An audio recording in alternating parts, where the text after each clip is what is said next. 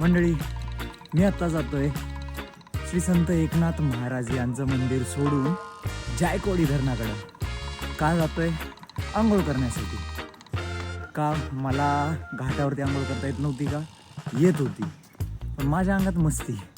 मला जायचं धरणाकडे आणि तिथलं सकाळी मॉर्निंग व्ह्यू बघायचं आहे, पक्ष्यांचा व्ह्यू बघायचा आहे, म्हणून मी जातोय. आजचा प्लॅन काय हे सांगतो, पण त्याआधी आपण आंघोळ करून घेऊ, फ्रेश होऊ. सांगतोच तुम्हाला. थांबा, जवळ आलोय मी. म्हणजे पायऱ्या आहे तिथे. इथे लोक सकाळी सकाळी मॉर्निंग वॉकला, रनिंगसाठी, काही पोलीस भरतीचे लोक आहेत, असे वेगवेगळे लोक इथे येतात. धरण खूप मोठं आहे, महाराष्ट्रातलं सगळ्यात मोठं धरण आहे, मातीचं धरण आहे. आशिया खंडातलं काहीतरी 2 का 3 नंबरचं मोठं धरण आहे असं म्हणतात. मी ॲक्च्युअल फॅक्ट्स नाहीत बघितले. हाय ग, आज दम लागतं कारण पाण्याचा एक थेंब पण नाही पिलेला मी अजून. अंकल जी पानी पिला दीजिए, मेरा गला सूख रहा है. बापरे, एवढं मोठं धरण आहे. मी आमचं तेरणा डॅम सोडून मी कुठला डॅम बघितलेला मला नाही आठवत.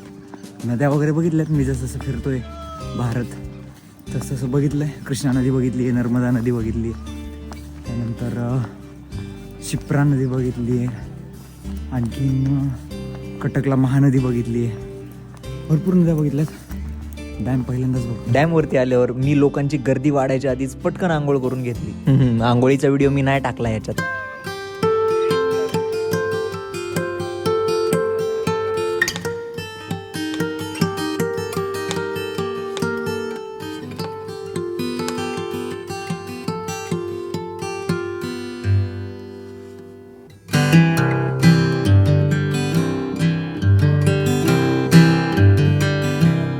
मी बसलोय जायकवाडी धरणाच्या काठावरती. माझी आंघोळ झालेली आहे. आता तुम्हाला दिसते का नाही माहीत नाही. तेच कपडे घातले, कारण आहे माझं काहीतरी की एकच कपडे 2 दिवस घालायचे, 3 दिवस घालायचे असं आहे. तर कारण कुठे धुवायचे ना कपडे. मी धुवून ठेवले असते, पण मला पुढे जायचं, आपेगावला जायचं. तर सकाळी सकाळी लवकर निघेल मी, आपेगाव गाठेल आणि तिथून नंतर मग बीडला जाईल. बीडला आज लवकरच जाणार आहे. अशी गाडी बघणार आहे जी बीडला पटकन जाईल. तिकडे पलीकडे मेन धरणाचे दरवाजे, हे पूर्ण डॅम. खूप मोठा डॅम आहे, खूप मोठा. महाराष्ट्रातला सगळ्यात मोठा आहे. मातीचा डॅम आहे. मी कसं चाललंय,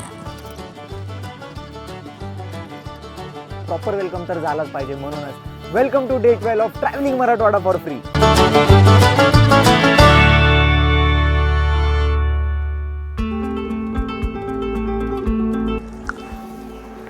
हा, 2 पीस बास झाले, एनफ आहेत. थँक्यू सो मच काकांनी मी जस्ट विचारलं, काका टेस्ट करू? काका म्हणले एक काय 2 पीस घ्या. तर 2 पीस घेतले मी.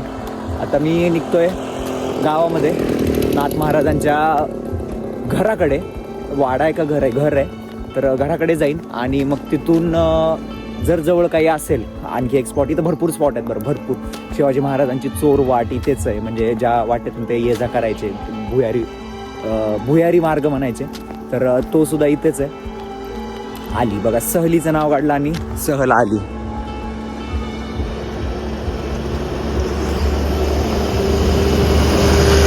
कोणाला तरी लिफ्ट मागावी लागलं आता. ऑलरेडी एक गाडी गेली.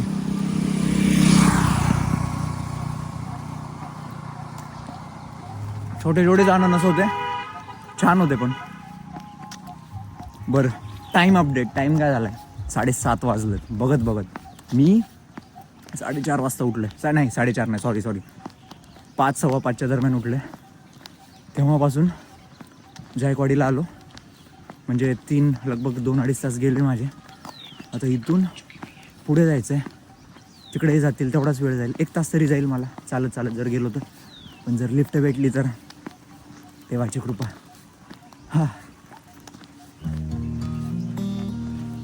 आंघोळ गेली मी गार पाण्यात, मलाच विश्वास बसत नाहीये. बापरे,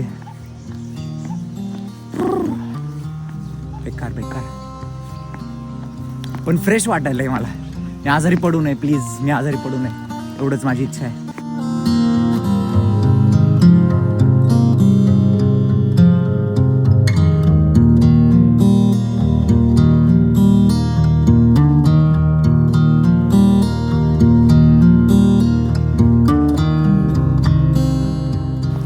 ओके, युजली मी कधी स्टँड हातात घेऊन व्हिडिओ नाही काढत. आत्ता मी स्टँड हातात घेऊन व्हिडिओ काढतोय. ओके, ह्याची मी लेंथ चेक करतो किती लांब जात आहे. भरपूर लांब जात आहे. बाबा बाबा बाबा बाबा बाबा बाबा.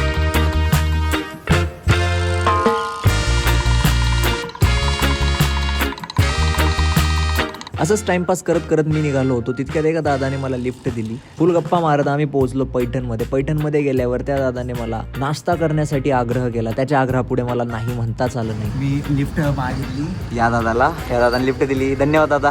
नाव काय तुमचं? अभिजित गव्हाण. अभिजित दादाने लिफ्ट दिली आपल्याला. भाऊ बोलायला एक नंबर आहे. आम्ही लय गप्पा मारलाय. आणि दुसरं म्हणजे तो मला पुढे सोडणार आहे नाथ महाराजांच्या घराकडे. त्याआधी नाश्ता ऑफर केला आहे त्याने. मी त्याला नको म्हणतोय. स्टील मी तुम्हाला म्हटलं हे फेवर मला एक दिवशी महागात पडणार आहे असं वाटतंय मला.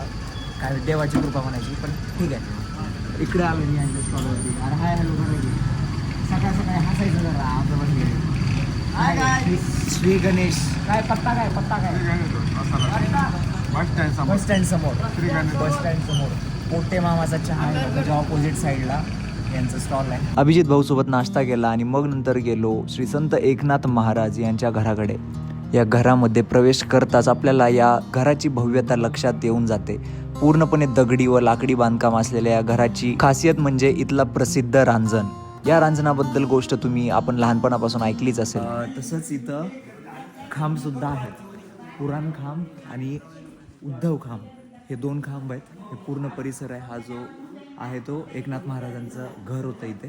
हे खांबाचं काय वैशिष्ट्य मामा? म्हणजे काय वैशिष्ट्य काय होतं? पहिला ज्यावेळेस आपण वाडा बांधायला लागले त्यावेळेस पहिला खांब उभा केला. अच्छा, म्हणजे एकनाथ महाराजांच्या टायमाचा त्यावेळेसच वाडा आहे. आता काढलंय वरनं पूर्ण हे सगळं तेवढंच जुनं आहे सगळं. आणि त्याचं काय महत्व आहे? तिथं ते भाऊ म्हणजे रांजून होता. हां, ते म्हणजे देव स्वतः गंगान पाणी आणून त्या रांजात भरत होता रोज. बरं. नाथाचं. आणि ते म्हणतात भरतच नाही म्हणे ते म्हणजे पाणी नाथ त्या दिवशीच भरतो बघ. कधी? षष्टीच्या दिवशी. होय, इतर वेळेस नाही भरत. इतर वेळेस नाही भरत ते. फक्त षष्टीला भरतो पुन्हा नाही. अरे बापरे, काहीतरी नवीन ऐकायला भेटलं. एकच दिवस भरतो. एकच दिवस. नाथांचे 14वी पिढी चालू आहे. 14वी 15वी पिढी. ते कुठं राहतात? हा, नाथांना एक मुलगा हरिपंडितला 3 मुलं आणि 3 मुलाचा हा वंशच चालू आहे. बरं. बाहेरच्या मंदिरात त्यांनी समाधी घेतली 1599 मध्ये. नाथांना एकच मुलगा होता. ती समाधी स्थान हे नाथांचं देवघर. तो रांजण तुकाराम पीठ होईच्या दिवशी रांजण पूजा होते. ती चतुर्थी ब्राह्मण वृंद पाण्यावरून टाकतो सवळ्यात. त्याच्या हाताने भरला जाईल. त्याच्या स्वरूपात ती कावडी येऊन पडली असं आपण समजायचं. बरं, पण अजून कधीच भरलं नाही ते. अजून भरलं. आणि ते महाद्वार दत्तानं तोडगाड केलेलं आहे. तिथं वाचन काम केलं दत्तानं. बरं. नाथांच्या वाड्याचं. बरं. नाथांचे गुरु जनार्दन स्वामीचे गुरु दत्तात्रय जनार्दन श्री एकनाथ असं आहे ते. म्हणून हे 2 खांब, ते महाद्वार, ते रांजण, हे नाथांचं देवघर, बाहेर नाथांची समाधी. त्यांनी प्रसाद इतका दिला, खडी साखर होती. आता आपण पैठणमध्ये ज्ञानेश्वर माऊलींनी रेड्याकडून वेद म्हणून घेतले होते. ती जागा इकडेच आहे. पण मी बहुतेक एखाद्या वेळेस तिकडे नाही जायचो. पण हाच वाडा आय होप तुम्हाला माहिती मिळाली असेल. खूप छान माहिती होती. इथे एकनाथ महाराज राहायचे. आणखीन एक जर तुम्हाला माहीत नसेल तर, एकनाथ महाराजांनी जी आपल्या ज्ञानेश्वर माऊलींची जी समाधी आहे आळंदीची, याचा शोध कोणी लावला, दृष्टांत झाला होता त्यांना. याचा शोध एकनाथ महाराजांनी लावलेला आहे. आता जायकवाडी झालं, संत एकनाथ महाराजांचं घर झालं, समाधी मंदिर झालं. आता राहिलं काय? आता मी निघालो पुढे आपेगावला जायला. आता आवाज येणार नाही. जैन लोकांचे इथं काहीतरी कार्यक्रम आहे, जगद्गुरू त्यांचे येत आहेत. पण दादाने फिरवलं आपल्याला. चला बाय बाय. अभिजितला बाय बाय म्हणून मी निघालो माझ्या पुढच्या वाटेला, म्हणजेच आपेगावला जायला. आपेगावला जात असताना मी सुरुवातीला 600-700 मीटर चाललोच होतो. तितक्यात एक गाडीवाल्याने गाडी थांबवली आणि मला लिफ्ट देण्यासाठी हो म्हणले. मग काय, बसलो त्यांच्या गाडीवर, निघालो पुढे जायला. लिफ्ट भेटलेली आहे. पहिलीच लिफ्ट. दादा काय नाव तुमचं? ओंकार. दादाने लिफ्ट दिली आपल्याला. नमस्कार. तर कुठपर्यंत सोडताय तुम्ही मला? आपलं पंचवडे पाटा. वंदेवाडी फाटा तिथपर्यंत भेटते. तिथून पुढे अजून बघूया. आणि तिथून पुढे मग आपेगावला जात असताना जागोजागी मी बघितल्या त्या म्हणजे वीट भट्ट्या आणि मला दादाही म्हटला की त्याची स्वतःची वीट भट्टी आहे. ह्या दादानं सोडलं इथपर्यंत. ही दादाची वीट भट्टी आहे. कामाला असतो की तुमचीच आहे? ब्रँड रॉयल माणूस आहे, रॉयल माणूस आहे दादा. ठीक आहे. आता हे कुठला पॉईंट म्हणायचा? पंतेवाडी फाटा. आता इथून किती असेल आपेगाव? अजून एक 10 किलोमीटर आहे. जाऊ आपण. खूप वेळ, आज खूप लवकर निघालोय मी. रोज 10-11 वाजता निघतोय. आज सकाळी 7लाच निघालोय मी. चालू आहे आता फिरणं. 8 तरी वाजलेत, बघत बघत 8 वाजून गेलेत. चला भेटूयात दादा. Thank you so much. चलो बाय बाय. वीड भट्टी आहे. इथून तिथून वीड भट्ट्या येतात. आणि हो का साईडलाही रोपवाटिका आहे का शेत आहे का काय काय माहिती. आमराई आहे, आमराई. किती हिरवंगार दिसतंय. आणि ह्या साईडला बघा सगळ्या वीड भट्ट्या आहेत. आता चालतोय मी. आज सकाळी सकाळीच माझ्या मोबाईलची डिस्चार्ज झाला माझा फोन. चार्जिंग संपली. कारण जायकवाडीच्या तिकडे जाताना लक्षातच नाही. तिकडे बसलो होतो. लिफ्ट जायकवाडीच्या तिकडे बसलो. लिफ्ट भेटली. अरे बापरे.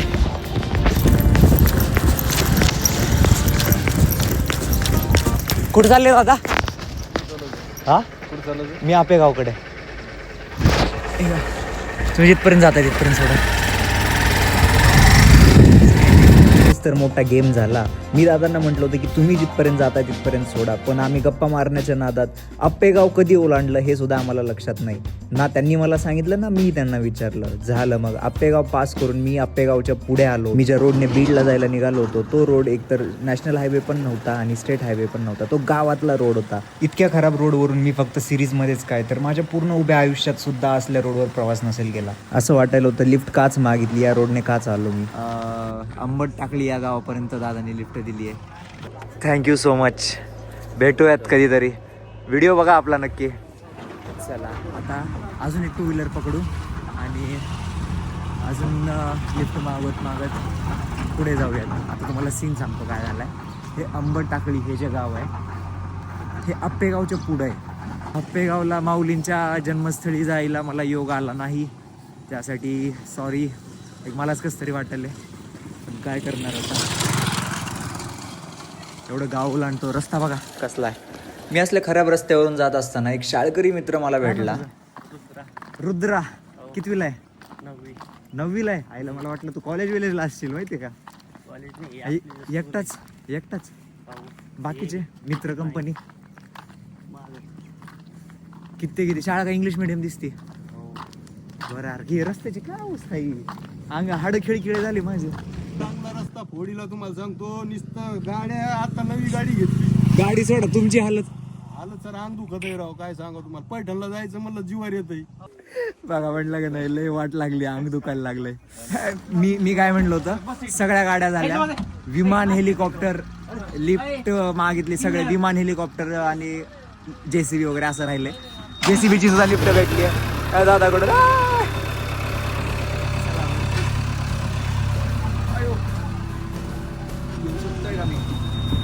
JCB मध्ये बसून एक 10 मिनिटच झाले असतील तितक्यात मला समोर दिसली बैलगाडी. आता बैलगाडी दिसली म्हणजे तुम्हाला तर कळालंच असेल. माझ्या डोक्यात पडला प्रकाश. मी पटकन खाली उतरलो आणि काकांना विचारलं की त्यांच्यासोबत बैलगाडीत येऊ का. काका म्हणले बस. मी मागचा पुढचा विचार न करता डायरेक्ट बैलगाडीत जाऊन बसलो. त्यावेळी माझ्या डोक्यात हे आलं नाही की बैलगाडी तर हळूहळू जाईल आणि मला तर लवकर जायचं होतं बीडला. शेतात चालले का. आता काका शेतात चालले म्हटल्यावर त्यांच्यासोबत जायला की नको जायला.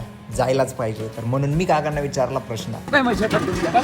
काकांचं चला हे शब्द ऐकून मला इतका आनंद झाला. आणि कुणाला माहीत होतं की या खडतर प्रवासात या खराब रस्त्यावरच्या प्रवासात माझा आजचा दिवस खरंच खूप भारी जाणार होता. काकांना त्यांच्याबद्दल, त्यांच्या परिवाराबद्दल, त्यांच्या गाई म्हशींबद्दल, त्यांच्या बैलांबद्दल, त्यांच्या शेताबद्दल अशा खूप साऱ्या गप्पा आम्ही मारल्या. काकाही खूप फुल वाईबमध्ये गप्पा मारत होते.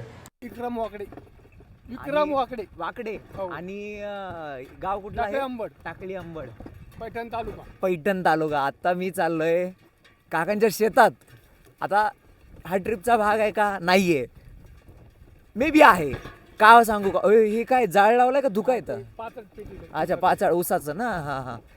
तर नाही मी थोडंसं असं बघितलं तिकडे अचानक दिसलं म्हणून. आता मी टाकळी अंबडपासून ह्याला जातोय बीडला. खूप वेळ आहे माझ्याकडे, आत्ता तर 10 वाजलेत. पण थोडंसं थांबावं म्हटलं, कुणाच्या तरी शेतात जावं म्हटलं. तर काकांचं शेत होतं. काकांचा स्वभाव खूप भारी आहे. काकांनी आम्ही खूप गप्पा मारल्या आता येताना. काका शेत दाखवतील आता मला त्यांचं. काका म्हणू का आजोबा म्हणू, काय म्हणू काका म्हणलं तरी चालतं. तुम्ही सांगा. हो, काका. चालते. आलं ह्यांना इथंच बांधायचं का? इथं बांध. बॅकग्राऊंड देऊ का इथंच? हा, राहू दे, राहू दे.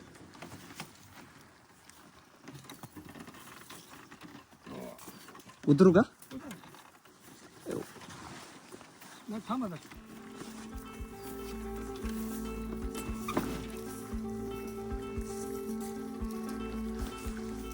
बैलगाडीचा प्रवास केलाय, किती वर्षानं केलाय. जवळपास मी जेव्हा लहान होतो ना, मलाच आठवत नाही, एक 10-12 वर्षाचा असेल मी, तेव्हा प्रवास केला होता बैलगाडीचा. त्याच्यानंतर आज प्रवास केलाय मी. वाव. मग अशी अंगखिळखिळ झालं होतं गाडीवरती त्या रस्त्याने. पण आता असं वाटतं की ठीक आहे, वर्थ होतं. मी जर त्या गावात थांबलो नसतो तर मला बैलगाडीचा प्रवास मी भेटला नसता. मी त्या गावात थांबलो, तिथे 2 मिनटं बोललो, गप्पा मारल्या. त्याच्यामुळे उतरू का? नाही, नाही, नाही, नाही, नाही. त्याच्यामुळे सर चांगलं वाटायला. हे त्यांचे बैल बघा. कुठपर्यंत आहे रान आपलं? मला पण शेतातलं कळतं, नाहीतर काका असं म्हणायचे की हा चक्का अडाणी कुठून आला, याला शेतातलं काहीच कळत नाही. त्याच्यामुळे मी असे प्रश्न विचारत होतो. आणि काकांचं शेत बघून खरंच मला आमच्या शेताची आठवण आली, आमच्या आजोबांची आठवण आली, काकांना बघून, काकांच्या गप्पा ऐकून. आपण शेतकरी नाहीत, पण खरे कष्ट आपण जे खातो ते यांचं कष्ट आहे, ह्या अशा लोकांचं कष्ट आहे. आपल्याला कळत नाही ह्याच्यातल्या गोष्टी, पण ज्याला कळतं त्यानंच ते करावं असं म्हणतात. मी आता काय करायला गेलो तर मला नाही होणार आहे ते करणं, कारण सवय नाही कधी लहानपणापासून, कधी आपण केलेलं नाहीये. फक्त शेतात गेलोय, मजा मस्तीसाठी गेलेलो किंवा विहिरीत उडी मारायला गेलेलो, एवढंच माहिती आहे आपल्याला. त्या पिकाचं कसं काळजी करायची, काय करायचं, हे अशा शेतकऱ्यांकडून शिकलं पाहिजे आपण. मस्त मस्त. मला लय भारी वाटले पण शेतात येऊन. मला वाटलंच नव्हतं की मजा यायचं. चला ना, ऊस देतो ना खायला. चला की, चला. ऊसाचं नाव निघालं आणि मी नाही म्हणलंय, शक्यच होणार नाही. आता काकांनी म्हटल्याप्रमाणे ऊस घेण्यासाठी आम्ही आतमध्ये पार शेताच्या गेलो होतो. हे गव्हाचं शेत. आमच्या इकडे पण बहुतेक शेतात गहूच लावलाय, मला नाही माहिती. पण हे जरा मोठं दिसतंय, कारण हे आधी पेरलंय, त्यानंतर पेरलेलं आहे. तिथे तो ऊस होता, काकांनी सांगितलं. हा. ऊसाकडे जातच असताना मला दिसलं एक खतरनाक झाड. हे बोरीचं झाड. बोर दिसेना तर गेले तर कुठे दिसले हो? खाली तर पडलेले दिसायला. पोडा याला खिडका असलं तर खाऊ नका, पण गोड लई हे बरे. अर्ध तोडा ना दाताने, खिडका असलं तर खाऊ नका. काकांनीच दिलं, त्यांना सापडलं, मला नाही सापडलं. आम्हाला माहिती नाही.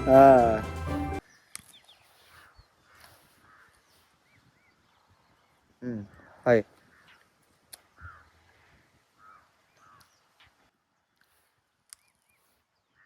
हाय खिडका नाही, गोड आहे मग. गोड आहे, खरंच गोड आहे. मी लास्ट टाइम जिथे बोर खाल्लं होतं, कुठं येतानाच ऑन द ट्रिप, बहुतेक मी ते रेकॉर्ड नव्हतं केलं, असं चलतीवर खाल्लं होतं. लय आंबट होतं, लय आंबट. खिडकं नव्हतं पण लय आंबट होतं. अगदी मी त्यांचा पोटचा पोरगा असल्यासारखं काकांनी माझी पूर्णपणे काळजी घेतली. जोपर्यंत मी शेतात होतो तोपर्यंत मला हे हवंय का, ते हवंय का, हे खायचं का, ते खायचं का, सतत विचारत होते. त्यांचं तर काम सुरूच होतं, मात्र त्यांचं माझ्याकडेही लक्ष होतं. काकांनी घरून जो डबा बांधून आणला होता तो खायचा का तेही विचारलं. ते म्हणतात ना, नात करा पण शेतकऱ्याचं कुठं, असंच काहीचं काकांना बघून वाटत होतं. कारण काकांचं ज्याप्रमाणे वय होतं त्याच्याहून जास्त पट्टीने काका काम करत होते.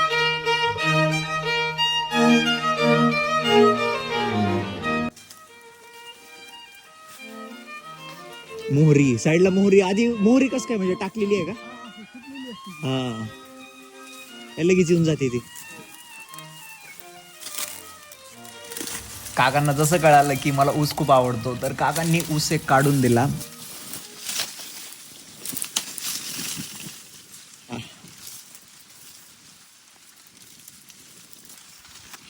ऊस तोडलाय काकांनी आता. ऊस खायचा, आता ऊस खायचा टाइम झालाय. दात कसा आहे ऊस? हे कोण तुमच्या शेजारी का? काय मामा बरे होत का?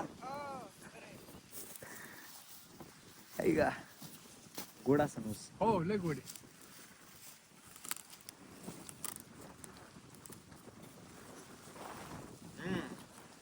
वा थंड थंड एकदम मस्त लागलं.